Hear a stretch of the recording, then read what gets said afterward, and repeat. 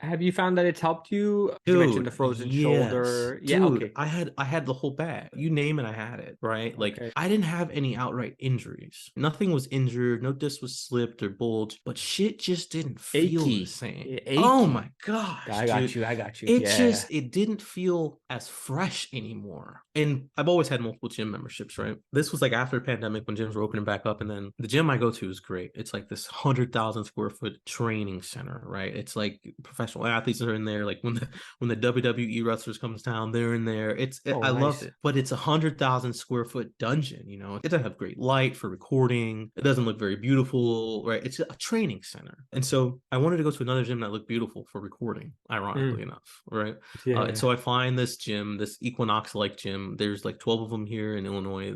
They call it FFC. They're only in Chicago. I don't know if you're familiar with the way you know how it goes. I know Toronto. It's Equinox. We it's have we have Toronto. Equinox in Toronto. But you also have to understand how Toronto works, and you'll understand this in particular. There's Toronto and nothing else. There's Toronto and suburbs of Toronto, That's but the true. rest of Ontario is like Toronto and its children. Maybe there's some stuff, but there's really nothing else out there in Ontario. It's like Yeah, nothing. yeah. That's how Illinois works. It's very similar. One Okay. mega city and stuff. I don't know what's out there. And so Pilates only happens in cities, right? It has to be where there are dancers, where there are performers, because these are the people who uphold the practice, right? And so, Hmm. anyways, I'm lucky enough to be in a crazy busy metropolitan area of Chicago, and I go to this gym. I live on the border of the city. I live at the airport, and so if I can jump in and out pretty easy. I go to this gym. It has Pilates. I've heard of it. Always want to do it, dude. I get on this crazy machine, this reformer, and they're like, you go to a gym. They're like, you have 2 free sessions with the trainer, right? But they say do anything you want, get a massage, do anything. I get on this thing, and I think the reason why I came back is because I couldn't figure it out. If someone says do something with your muscles, but the bodybuilder prides himself on being like the most accomplished person at figuring that out. I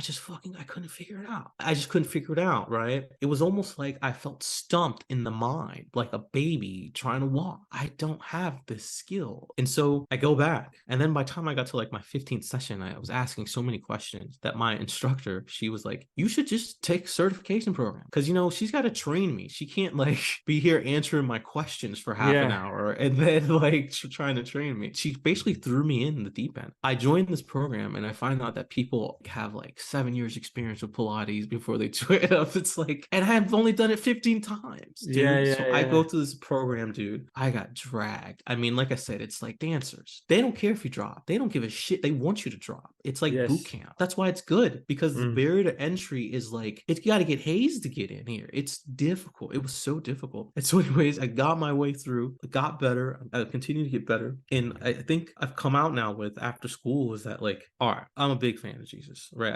Jesus and Buddha, I think they've got just these crazy philosophies. Jesus says one thing that I go by. He says, you know a tree by the fruit that it bears. You know a thing by what it produces. You may not know the answer necessarily to this Pilates thing, but so far, what fruit has it given you? When I went into Pilates, knee pain, elbow pain, hip Uh, pain, piriformis pain, just all these little things, right? That added up right. to just bad sessions or just tight IT band, just a whole list of things. And I tried to go to PTs. And I think if you're not outright injured, you're not going to get much help from a PT. That's I yeah, wasn't right. exactly injured. And so I was left somewhere in this weird world of Kelly Surratt in mobility. And the thing about mobility is that I'm sure if you can learn all the mobility methods and do all the things, I am positive you can get just as much of the healing benefit as Pilates gives. I mean, a body is a body. But I think the issue that I was having was that the method wasn't unified. It was a voodoo band here, a kettlebell here, this here. And it was like this crazy There was no process. and I was in pain. The patient doesn't want to have a hurting shoulder and be the doctor at the same time. I needed the sort of like how Jesus would put his hand on someone and heal him. That's what Pilates did. It said, just said, do this. And it healed me. Okay, so here's the thing. Muscles have an insane amount of depth. This is why people train for 30 years. Tom Brady throws that same ball. They're getting more, right? Kobe got more out of every free throw. Muscles have an insane amount of information. And the more you go through those reps, the better you get at it. That's how it works. Frequency, the whole thing. Volume,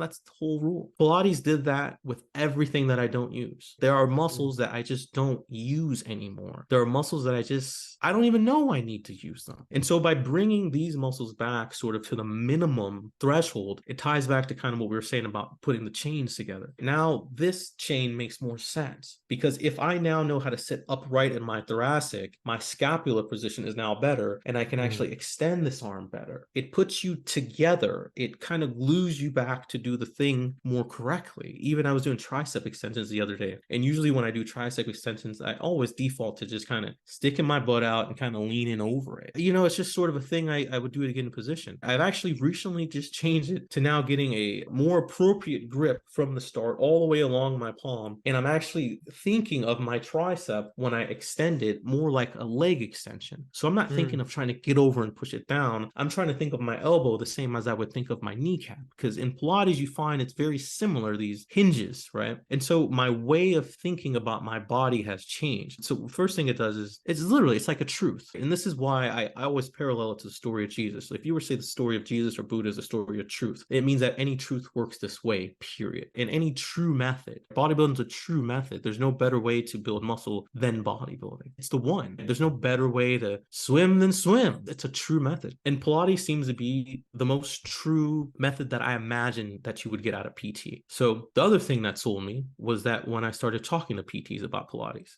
right, to make sure I wasn't crossing any crazy boundaries. The first PT I talked to, he said, "Oh yeah, I have a reform." All these PTs already know about Pilates. In fact, they're sending people to Pilates. It's insane. So there's like this crazy union I'm finding between the world of PT rehab and Pilates. So I'm almost in some ways backdooring into the PT world through another route, because if someone has a broken something is dysfunctional, they got to go see a PT, right? I'm not a PT. I don't know how to fix a broken thing. But if the thing just doesn't seem to be working correctly, Pilates is sort of like a preventive step, I think, somewhere before PT. It's somewhere between broken and half working. It's not going to claim to heal a broken back. It can't do that. You got to go see a PT. But after that, what now? How do I gain that great depth I once had as a child? How do I get my full cocky function back where I'm like feeling good on it? And Pilates does that because the method is wicked. It's wicked. It's not easy. I mean, any method that takes your muscles to a maximum amount of strengthening is hard. You just find that the way you strengthen the spine is with a much lesser load. It's sometimes just your legs, right? Sometimes that's 100% intensity for the spine. It's different by definition. It's the same game. I finished college. I was like a working industry person. I've never had to apply for a job. Like my life has been this industry. I feel like so grateful for it. My fiance I met when she was competing, you know, like my whole life is this thing, you know, and they're my people. I love them. I love talking to people in this industry. And so I feel like I'm at this stage in my career where it's like, okay, well, what can I do for the next 10 years if I don't want to compete competitively, but I still have that energy? I hope I can add something, you know, right? Like I sat there and I watched what Lane did. Lane Norton single-handedly made natural bodybuilding what it was purely through the promotion of information, basic things, right? Macros, fats ratio. Like his training program, the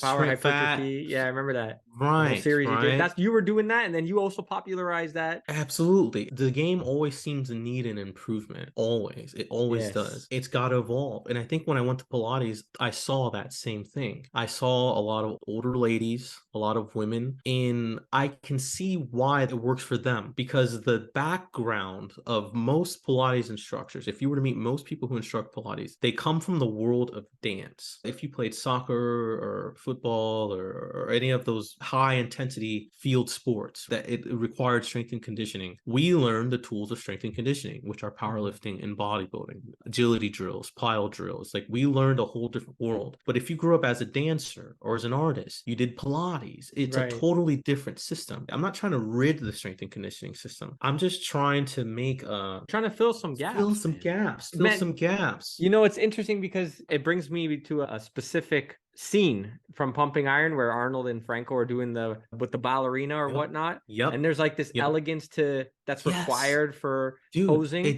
This seems like this could be like a benefit, an add-on. You could answer that better, but I would say for now, the best thing I got, I'm not some expert on the Pilates method yet, right? Like my qualification now, where I'm at in my education and everything, I can teach basically 99% of the population Pilates. The only people that I'm not qualified to teach Pilates to are people who are advanced. Well, of course, they need to be learning from them. I would say the best thing that I have for this right now, and it's been a crazy investment, dude. I've invested so much, not financially, but sacrificially, to learn this on a hunch. And the biggest thing I got right now, dude, I'll just show you what I did. Do you plan on putting out specific content, or more, I should say, because you had a few little clips there that you put up? Do you plan on that, or promoting it more based on your experience? So the biggest thing I want to do is just share it right now, right? So what I'm working on right now, everything takes so much longer, as you know. I've been working on this video for like a month now, and I'm trying to do these mini series of like reels and stuff like that, where I basically just say, here's a piece of Pilates equipment, here's how it works, here's what it does, and that's it. I just want to start there, because it's like, that's important.